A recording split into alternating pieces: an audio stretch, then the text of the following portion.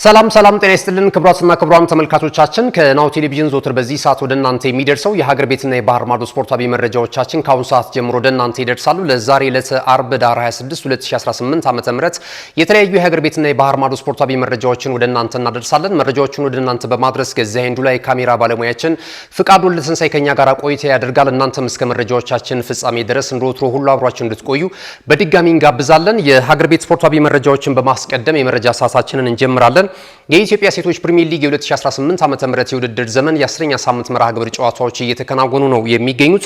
በዚህም መሰረት በኢትዮጵያ ፕሪሚየር ሊግ እንግዲህ በተከታታይ ዓመታት የሊጉን የዋንጫ ክብር ማሳካት የቻለው የአሰልጣኝ ብርሃኑ ግዛው ቡድን ዛሬ ከአዲስ አበባ ከተማ ጋር ጨዋታውን አድርጎ በኢትዮጵያ ንግድ ባንክ 4-0 አሸናፊነት ፍጻሜውን አግኝቷል።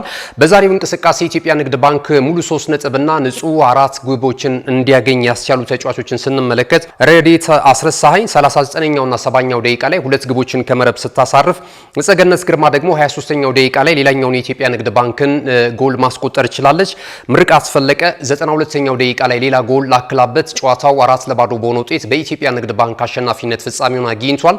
ኢትዮጵያ ንግድ ባንክ ቀሪ ተስተካካይ ጨዋታዎች አሉት። አሁን ላይ ግን የደረጃ ሰንጠረዡን እየዘወረ የሚገኘው የአሰልጣኝ ኤርሚያስ ዱባለው ቡድን ኢትዮ ኤሌክትሪክ ነው። ያደረጋቸውን 10 ጨዋታዎች በብቃት በማሸነፍ እንደዚሁ የደረጃ ሰንጠረዡን እየመራ ይገኛል። ምናልባትም በኢትዮጵያ ሴቶች ፕሪሚየር ሊግ በዚህ ዓመት ኢትዮ ኤሌክትሪክ ከዚህ ቀደም በርግጥ በኢንስትራክተር መሰረት ማኔ እጅግ በጣም ጥሩ እንቅስቃሴ ከሚያደርጉ የሴት ክለቦች መካከል አንደኛው ነው ኢትዮ ኤሌክትሪክ። ዘንድሮ ደግሞ የበለጠ ጠንክሮ መጥቶ እንደዚህ አይነትን የሰመረ ጉዞን እያደረገ ነው የሚገኘው። በቀጣይ የምንመለከተው ይሆናል። ኢትዮ ኤሌክትሪክ በቀዳሚነት የደረጃ ሰንጠረዡን እየመራ ይገኛል።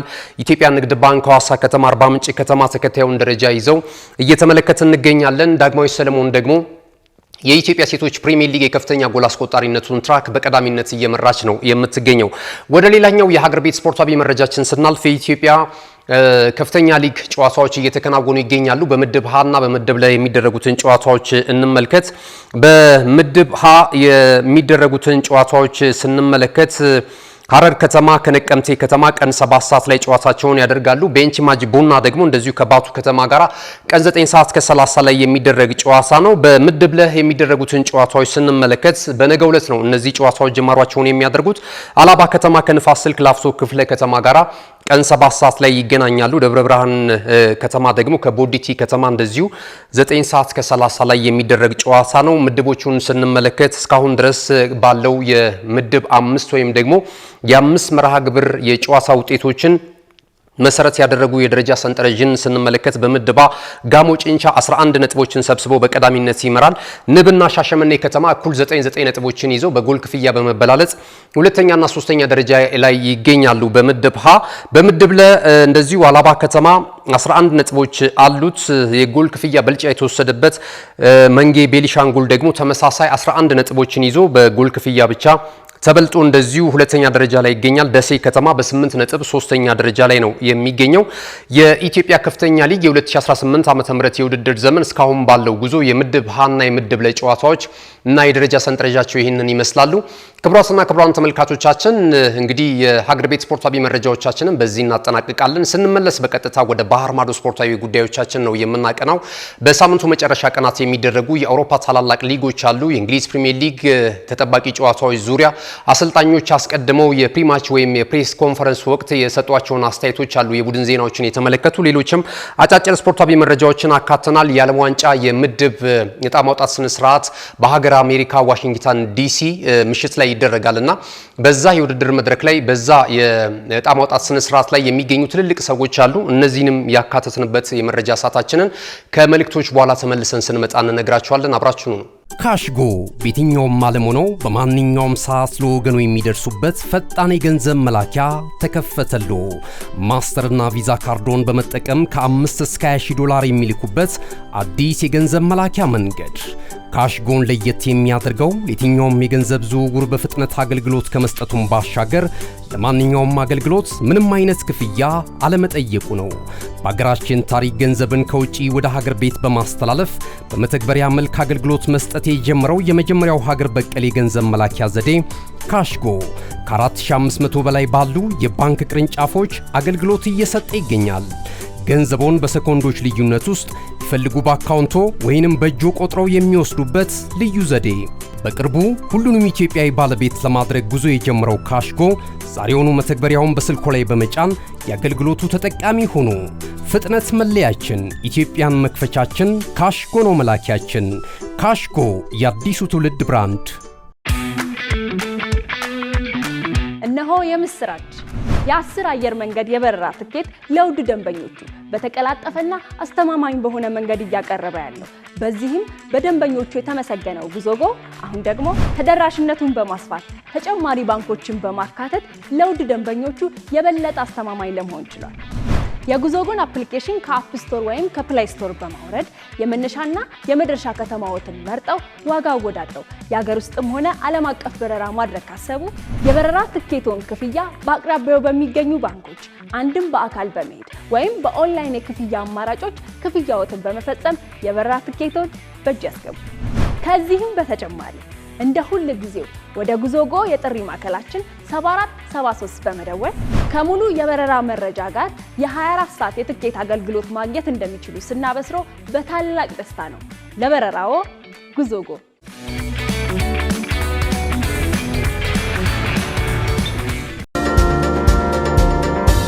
ተመልሰናል። ክቡራትና ክቡራን ተመልካቾቻችን አብራችሁን ስላላችሁ በድጋሚ እጅግ በጣም እናመሰግናለን። ቀደም ሲል የሀገር ቤት ስፖርታዊ መረጃዎችን ወደ እናንተ አደረስን ከናሁ ቴሌቪዥን ናሁ ስፖርት። አሁን ደግሞ የባህር ማዶ ስፖርታዊ መረጃዎችን ወደ እናንተ እያደረስን ቆይታ እናደርጋለን። የተወዳጁ የእንግሊዝ ፕሪሚየር ሊግን መረጃ ቀዳሚ እናድርግ። በተወዳጁ የእንግሊዝ ፕሪሚየር ሊግ የ15ኛ ሳምንት መርሃ ግብር ጨዋታዎች ከነገ ቀን 9 ሰዓት ከ30 አንስተው የሚከናወኑ ነው የሚሆነው። የሊጉ መሪ ክለብ አርሰናል ከሜዳው ውጪ ወደ ቪላ ፓርክ ስቴዲየም አቅንቶ አስተን ቪላን የሚያስተናግድበት ጨዋታ ትልቅ ግምት አግኝቷል። በዚህ እንቅስቃሴ ላይ ሁለቱ ቡድኖች አንደኛና ሁለተኛ ደረጃ ላይ ነው የሚገኙት።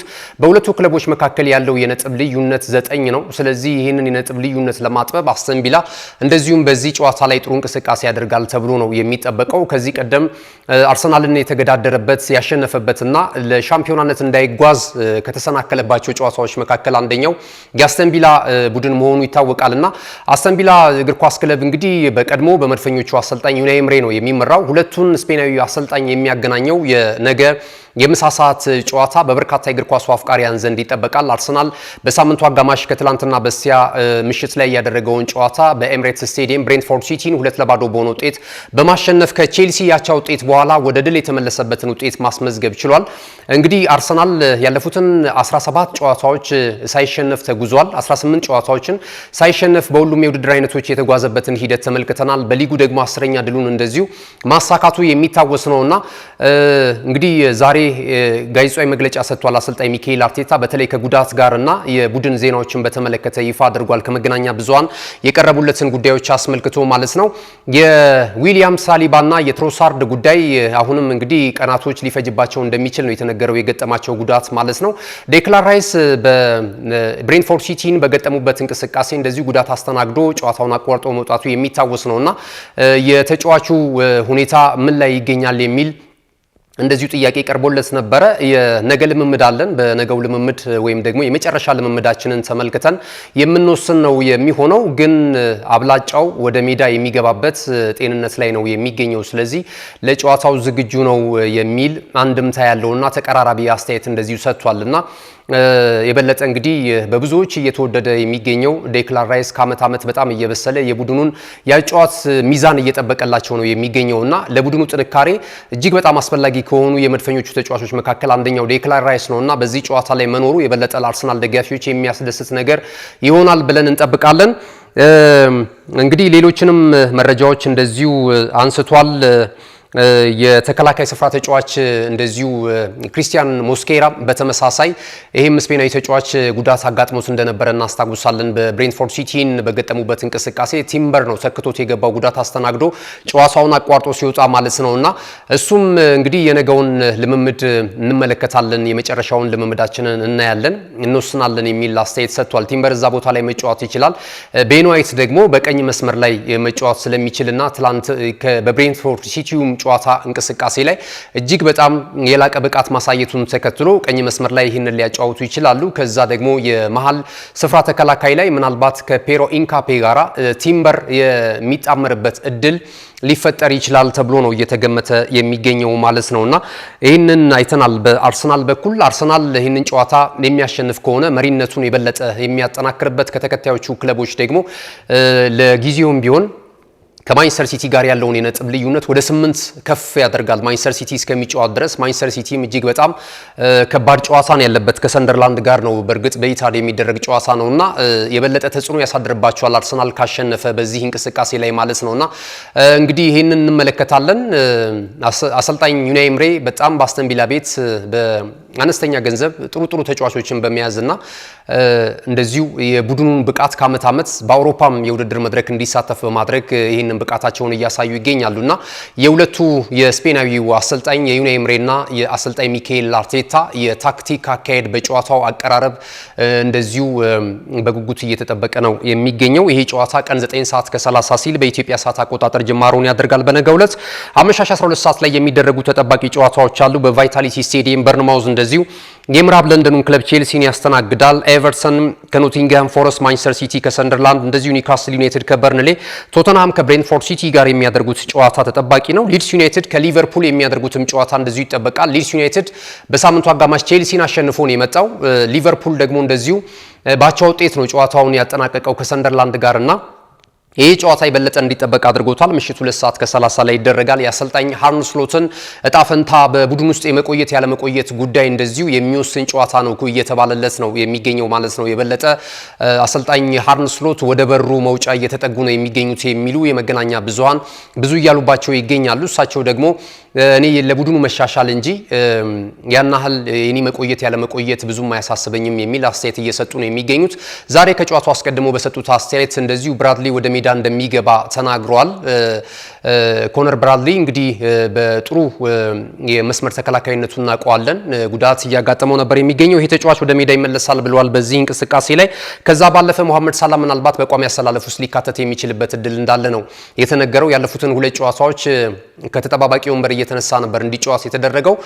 ነገር ግን አሁን መሐመድ ሳላን የመመለስ ፍላጎት እንዳላቸውና እሱም ትልቅ ተጫዋች እንደሆነ እንደዚሁ መስክረዋል ማለት ነው። ለሊቨርፑል መሻሻል ከሚያስፈልጉ ወሳኝ ተጫዋቾች መካከል አንደኛው ግብጻዊ ኢንተርናሽናል መሐመድ ሳላ ነው የሚል አስተያየት ሰጥተዋል። ሌሎች ጨዋታዎች ይደረጋሉ።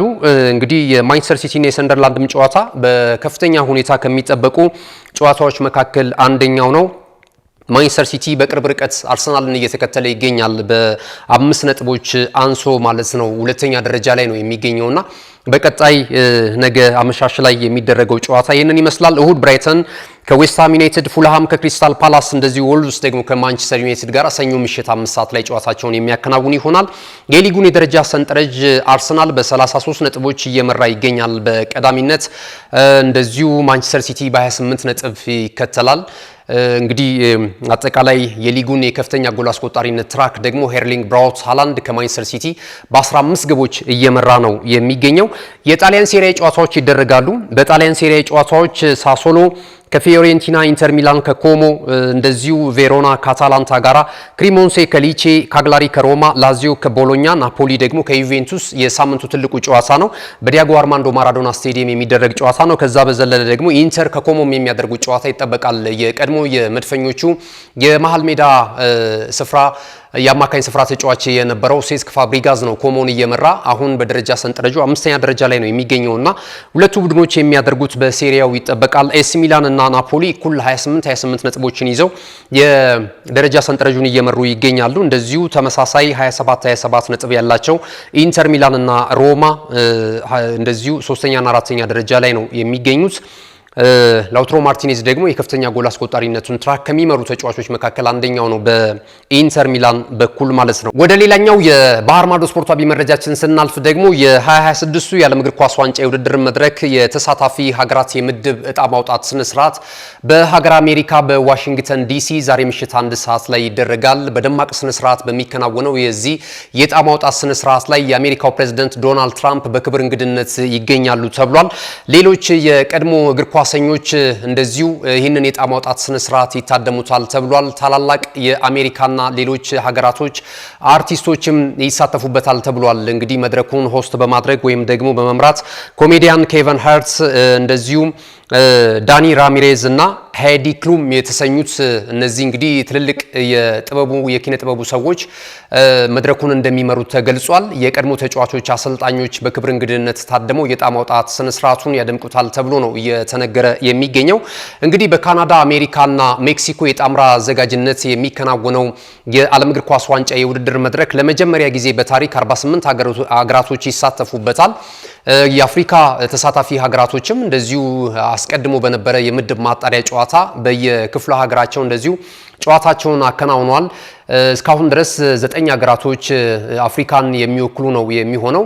ከዛ ባለፈ ደግሞ አሁን በፕሌይኦፍ ደግሞ አንድ ሀገር ዲአር ኮንጎ በቀጣይ ምናልባት ወደ ዓለም ዋንጫው የማለፍ እድል አላትና በጥቅሉ ግን አዘጋጆቹን ሀገር ጨምሮ 42 ሀገራቶች አልፈዋል። ሌሎች 6 ሀገራቶች ይቅርታ በቀጣይነት ወደ ዓለም ዋንጫው በፕሌይኦፍ እና እንደዚሁ በኢንተርኮንቲኔንታል ጨዋታዎች እንደዚሁ የፕሌይኦፍ ጨዋታቸውን አድርገው የሚቀላቀሉ ነው የሚሆነው ማለት ነውና ዛሬ ምሽት እንግዲህ የዕጣ ማውጣት ስነ ስርዓቱ ይከናወናል። ማን ከማን ይደርሷል፣ የትኛው ምድብ ይደለደላሉ የሚለው ነገር ይጠበቃል። 12 ምድቦች እንደሚኖሩት ነው የተገለጸው ማለት ነውና በበርካታ የእግር ኳስ አፍቃሪያን ዘንድ የ26ቱን የዓለም እግር ኳስ ዋንጫ የውድድር መድረክ ለየት የሚያደርጉ ጉዳዮች አሉ። ከወዲሁ የነ ሊዮኔል አንድሬስ ሜሲ የመጨረሻ የዓለም ዋንጫ ጨዋታ እንደሚሆን ነው እየተነገረ የሚገኘው። እንደዚሁም ክርስቲያኖ ሮናልዶን በተመሳሳይ እድሜያቸው ከዚህ በኋላ በግዙፉ የእግር ኳስ መድረክ በዓለም ዋንጫው ይመጣሉ ተብሎ አይጠበቅም። ምናልባት በአምባሳደርነት ወይም ደግሞ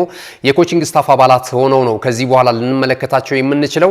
ክሮኤሺያዊው የአማካኝ ስፍራ ተጫዋቹም ሉካ ሞድሪጅን በተመሳሳይ የዓለም ዋንጫው የመጨረሻ ውድድሩ ሊሆን እንደሚችል እየተገለጸ ነው የሚገኘውና እነዚህን በርከት ያሉ ጉዳዮችን የያዘው የ26ቱ የዓለም እግር ኳስ ዋንጫ የውድድር መድረክ ቀደም ሲል እንደገለጽኩላችሁ የዕጣ ማውጣት ስነ ስርዓቱ ዛሬ ምሽት በአሜሪካ ዋሽንግተን ዲሲ በደማቅ ስነ ስርዓት ትልልቅ የኪነ ጥበብ ሰዎች እንደዚሁ የአሜሪካው ፕሬዝዳንት ዶናልድ ትራምፕ በተገኙበት እንደሚከናወን ያገኘነው መረጃ ያመለክታል ማለት ነው። ክቡራትና ክቡራን ተመልካቾቻችን ለዛሬ ዕለተ አርብ ዳር 26 2018 ዓ.ም ከሀገር ቤትና ከባህር ማዶ ያሰናዳናቸው ስፖርታዊ መረጃዎቻችን ይሄንን ይመስሉ ነበረ። ለወትሮ ሁሉ እንደምናደርገው በሳምንቱ መጨረሻ ቀናት በተወዳጁ የእንግሊዝ ፕሪሚየር ሊግ ተጠባቂውን ጨዋታ እንድትገምቱ እንደዚሁ እድል አመቻችተናል። አሸናፊዎች ደግሞ የሞባይል ካርድ ሽልማት ወደ እናንተ የምናደርስ ነው የሚሆነው። በዚህም መሰረት የሊጉን የደረጃ ሰንጠረዥ በቀዳሚነት እየመራ የሚገኘው አርሰናል ወደ ቪላ ፓርክ አቅንቶ አስተን ቪላን የሚገጥምበትን ጨዋታ የጨዋታውን ቅድመ ግምት እንደዚሁ እንድታደርሱን እንጋብዛለን። እኛ ደግሞ ለማበረታታት የሞባይል ካርድ ሽልማት በምትኩ ወደ እናንተ የምናደርስ ነው የሚሆነው። ስለተከታተላችሁን እጅግ በጣም እናመሰግናለን። መልካም ጊዜ ይሁንላችሁ።